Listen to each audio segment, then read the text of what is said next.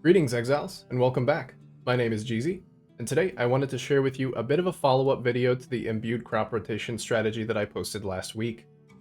If you haven't seen that video, I'll link it down in the description for you. Now, why am I jumping straight into another harvest strategy, you may ask? The main problem with the Imbued Crop Rotation strategy was that it had high entry cost and high variance.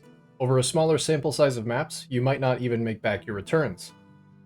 You can think of this strategy as a foil to that one, where the entry cost is much lower and the returns are much more reliable. Now, with all of that out of the way, what kind of strategy actually is this? Well, this strategy will see you fighting a lot of harvest bosses instead of just a bunch of harvest rares. I'm using the Harvest Scarab of Cornucopia, which guarantees that each naturally occurring color in a harvest will have at least one tier 4 seed. If you're unaware of the harvest tiering system, tier 4 seeds always contain a unique boss. Now, why would you want to fight all of these harvest bosses? Well, they reliably drop a large amount of life force, which we can double with the Harvest Scarab of Doubling.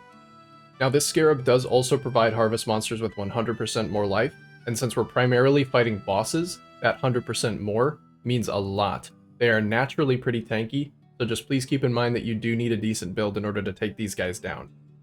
The other piece of significant loot associated with this strategy are Sacred Blossoms. They only come from harvest bosses and act as the key to the Heart of the Grove, where the Oshabi boss fight takes place. Oshabi has a guaranteed drop chance for Sacred Life Force, which is used in high-end harvest crafting. I'm also running the Cartography Scarab of Corruption, which causes maps in area to drop with 8 mods and be corrupted. This is once again very important for harvest, as each of those mods provides quantity to the map, which we can scale through explicit modifier effect, making each of the mods on the map more dangerous, but also more rewarding. Now, one last thing it's very important that you do if you want to get the most out of this strategy is you should be running Jungle Valley, and you should be running one of the Eldritch influences on your maps. Now, the reason for this is because the Eldritch altars can spawn increased quantity, which does affect the amount of life force that you get, and the reason for Jungle Valley is because the boss does not spawn until you enter its arena. And this is great, because there are usually 3 types of Eldritch Altar mods, which are fighting to appear. Since you can only see 2 at a time, sometimes you won't even get one of the player gains mods, which is where those quantity bonuses can show up. But if the boss hasn't spawned yet, then the boss can't be affected by the altars, and therefore every altar you find will be a player gains mod, increasing the likelihood that you get the one that you want. Now, this strategy is actually quite simple once you get into the harvest. The only information you really need is which of the juices is most expensive at the time. Currently, and probably for the rest of Necropolis League, it will be yellow juice. At the time of this video, blue and purple juice are about the same. It's really up to which of the bosses you prefer fighting.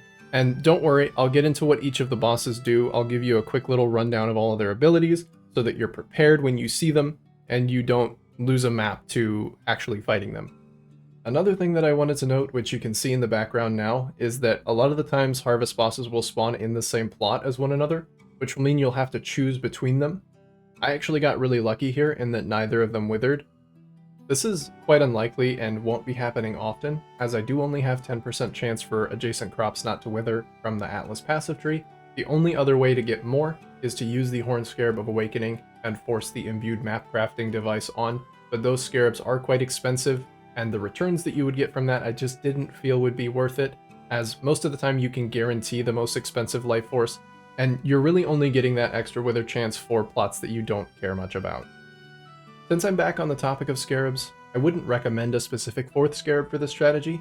What I did was you can just run Cartography Scarabs. That will bolster your map pool a little bit. Since we are running 8 mod corrupted tier 16s, it's nice to have a bit of a choice, because sometimes you'll just have a dry streak where you drop a bunch of tier 16 maps that have 8 mods that you definitely can't run. Another thing that I'd like to bring your attention to, since I did get lucky earlier with the wither chance, and since I did drop 2 Sacred Blossoms in one harvest, this is kind of a freak accident. I only meant to record this specifically for the guide. This harvest is not part of the dataset at all, and I just got incredibly lucky. So please don't consider this an average harvest. It is still likely that you'll bring home about the same amount of juice on average, but the 2 Sacred Blossoms in one map is something I only ever saw one other time.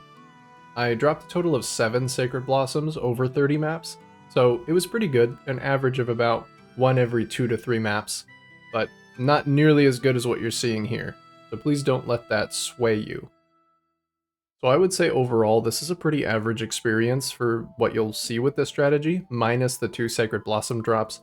I did also duplicate my yellow juice, but I also only had 1 yellow plot, and sometimes you'll have more.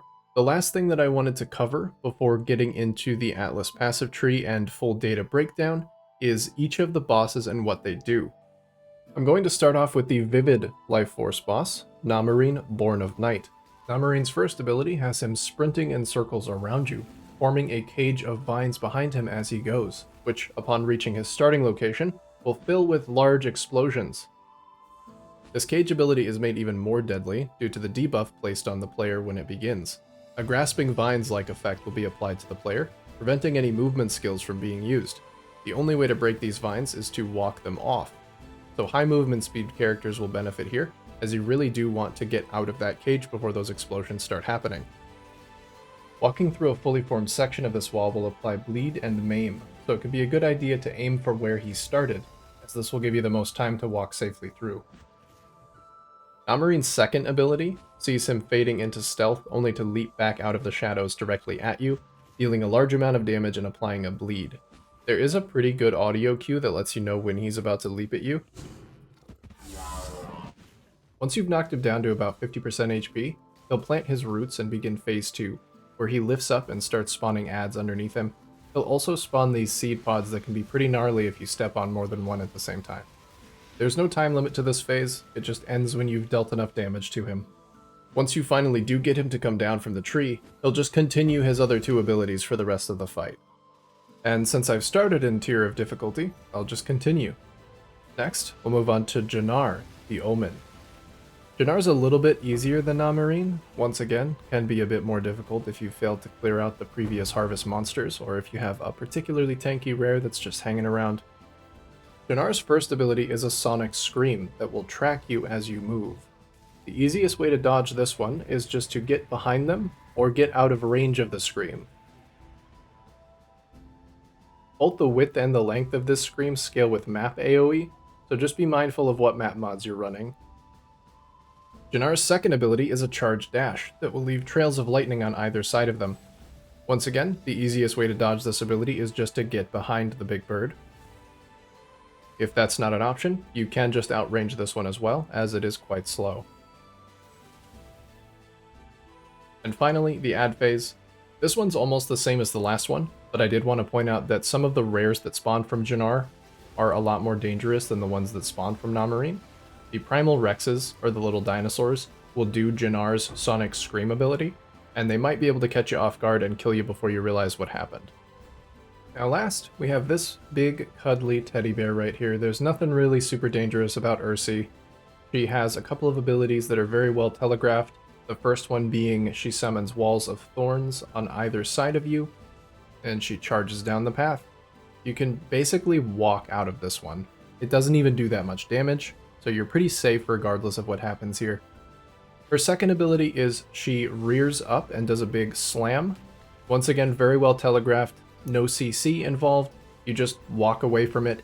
The most dangerous part about this one is that it spawns these purple seed pods on the ground, which if you walk over they will explode. If you get hit by a couple of these in quick succession, they might be able to take you down. She is the easiest one to deal with by far.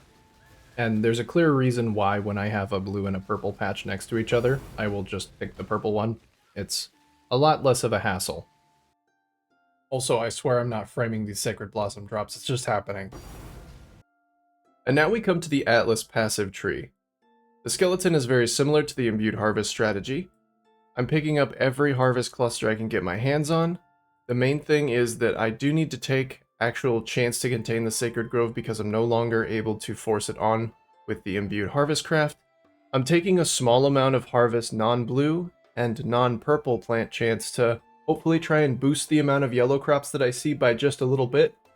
I don't want to exclude any color entirely, because if one color fails to naturally spawn, then that boss won't spawn, and we really want all 3 bosses to spawn so that we get the chance to actually harvest 2 or more of them. since they do tend to spawn in the same plot. I'm taking almost every source of 1 through 15 maps have a chance to become 1 tier higher that I can get my hands on, because I just like the occasional tier 17 map drop. It's really extra passive income, and if you like running tier 17 maps, then that's an extra bonus for you too. I am still running the Necropolis nodes. You don't have to if you're not engaging with the mechanic or having fun with it, but the only way that I would ever engage with the mechanic is if I had a stash tab full of corpses. So I kinda have to build them up slowly over time, trying to incorporate them in every strategy that I do. I'm also taking singular focus to ensure that all of the maps that drop are my favorited map. It's definitely not as feasible to sustain your tier 16s with this node if you don't have all of your favorited map slots unlocked, or at least most of them, as well as all 4 of your void stones. So just feel that one out. But all of the other maps that drop while you're running this strategy don't really amount to much anyway, as we want to be running only Jungle Valley. Next, and to synergize with the 8 mod corrupted maps that we're running, I'm picking the Mounting Modifiers node, which gives increased effective explicit modifiers on the maps per explicit modifier, which gives us 16% from just one node. Next, we come up here to the Hat of Explicit Modifier nodes. I grab most of them coming up to this cluster, as these ones are a little bit more point efficient. I'm unable to take Chiseled Perfection, as the maps that I'm running drop Corrupted, so I can't actually chisel them. I've opted not to take Invasive Adversaries because I don't feel like it's really doing anything. I don't notice a difference. And finally, I've taken the entire item quantity wheel this time. I feel like that's probably something I should have done last time, opting out of the Scarab nodes that weren't really benefiting me, so I did end up saving quite a few points from those, as well as we can just naturally get to the item and quantity and rarity nodes in here, as we're already picking up Heart of the Grove. This node isn't super important, but like you saw in the video, it can actually save some of your plots, and it can actually produce an extra boss on occasion. So I've taken Eater of Worlds clusters to get those altars to spawn on my map, but you can take Exarch altars if you want. The pathing just makes sense for Eater, and I prefer the mods that spawn. They're a lot less of a pain.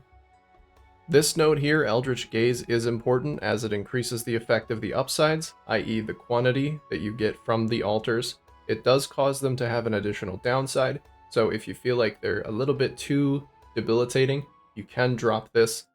This is probably the place where you can drop a little bit of difficulty without dropping too much quantity, as the 50% increased effective upsides really is only going to net you maybe 10 to 30 quant. One last important thing I wanted to note about this strategy is that the difficulty is highly customizable. So many of the nodes that I pick up are just map modifier effect, which are going to scale the difficulty of the map modifiers, but also give you some extra quant. You can just start dropping these if you feel like the maps are too deadly, and we path right next to a lot of Delve mission chance. So if you decide that your maps are a little bit too difficult, you can also just come and grab Packed with Energy. Get yourself some extra all-res, damage, movement speed, just to make these maps a little bit easier. Now for the raw data. What I have here is a cost section on the left-hand side, showing the exchange rate of the scarabs that I purchased, the Cornucopia, Doubling, Corruption, and Cartography Scarab. As you'll see, the Cornucopia Scarab accounted for the majority of the cost of this strategy. The others were pretty negligible. Here I have the total expenses per this set of 10 maps, as well as an average cost per map, all the way down until total expenses, which came out to about 12 divs. I ran 30 maps, with an average cost of about 0.4 divs per map entry cost. So once again, much cheaper than the Imbued Harvest strategy to get going. And you'll see here in the trackers section, where I have listed yellow, blue, red, and sacred life force, as well as all of my tier 17 and 8 mod tier 16 drops. I did not include the tier 16 drops in the profit, as I just wanted to see if I was sustaining. I definitely was. Those cartography scarabs definitely did help give a little bit of agency in what kind of maps I was running. I wasn't ever forced to run a map, as most of the time I dropped at least 2. Over here on the right hand side, we just have a tally of the total that I farmed over the course of 10 maps, as well as the exchange rate at the time of sale. Here I have the profit per these 10 maps, as well as the average profit per map, all the way down until we see the total profit of 18 divines, which leaves me with an average profit per map of 0.6 div. Not bad, definitely not as good as the Imbued Harvest strategy, but a lot more consistent. I rarely had a dead map, except for the map where I actually did die. I was going to possibly overwrite this one, but I thought better, because this is a difficult strategy. Dying is part of the dataset, so there's that one. I did just straight up lose a map. I also included my personal div per hour here. I don't really like this metric as everybody's going to be running these maps at a different pace. I spend a lot of time in my hideout, maybe goofing off, so it's not exactly the best, but here it is. It took me about 6 hours to run this set of 30 maps over a couple of days. You can definitely do it faster. Overall, I would rate this strategy a little bit lower than I would rate the Imbued Harvest strategy, just because of the profit, and because it's not very exciting. You will get more tinks dropping Sacred Blossoms. As well, you can just run them. If you're already fighting Juiced Harvest bosses, you can definitely handle Oshabi. The Sacred Blossom usually sells for around the same as the Sacred Life Force does, so you can really run it with no risk, and sometimes she'll drop a nice Shaco for you to identify. But you will never really walk out of a map with a surprisingly large amount of life force. It's just not as fun, and it can be a little bit grating to continually have to fight each one of those bosses, especially because they have forced phases that sometimes they refuse to go into. Oh, yeah. Oh, totally. Oh, for sure, man. Yeah, absolutely. Oh, hey, didn't see you there. I was just telling my good friend Sin here about how much I appreciated the response to my last video. All of that feedback that I got in that comment section was fantastic. Kind words, genuine constructive criticism, urging me to continue doing what I'm doing. So here I am continuing. I hope that you enjoyed this video as much, and maybe you learned a little bit. Maybe it inspires you to try the strategy out for yourself. If you did enjoy the video, please leave a like down below, as well as commenting, telling me what you thought, whether you liked it, if you had something that bothered you, just leave it as a constructive criticism. I would ask, I am still learning a lot every day. If you liked what you saw here today and you would like to see more, please consider subscribing, as well as following me over on Twitch at ds_Jeezy. At the time that this video goes up, I will be live over there, streaming the new D4 season. I'm still kind of bumbling through it, so if you want to come hang out, say hi, it would be much appreciated. I will be leaving all of the relevant information for this strategy down in the description below, just like before. I'll have the PoE planner link. I'll place my POB down there just in case you're interested, for a different character this time, Rage Vortex of Berserker, as you might have guessed. I will leave the spreadsheet link if you'd like to go ahead and take a look at it for yourself. Something I didn't realize last time is that it actually looks quite horrible when you click into it without a dark mode reader, so just be aware that you will get flashbanged. If you like any of the music that you've heard in this video, please go check out Vindsvept Fantasy Music. I will link his channel down below as well. All of the background music in this video is from him. I will also leave some timestamps for specific tracks in case you'd like to find them, because his library is quite extensive. And for the people who stuck around to the very end, I'm still convinced that you must have something better to do, but you're probably here for a reason, and if you stayed around hoping for another cat pick, I didn't want to disappoint you. So, here you go. I've been Jeezy, and I'll see you in the next one.